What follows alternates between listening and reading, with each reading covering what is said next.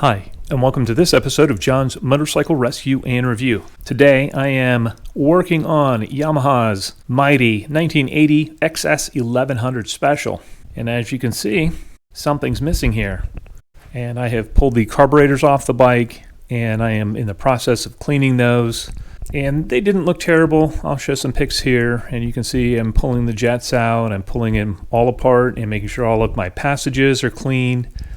And as I said, they didn't look terrible. The choke passages for the number 1 and number 2 cylinders were completely clogged, and so that prevented those cylinders from running when the bike was cold. They only started firing once the bike was further up to temperature. So I have reached a stopping point today at the point where I need some new fuel line. I wanted to replace the lines and the filters on this bike. It's a bit of a spider web of lines here, and I'll take a quick picture of that, let you see that. I don't know why Yamaha made this so complicated. It really didn't need to be. We'll get the new fuel lines on, get everything buttoned back up, get it back together, and this thing should run like a rocket.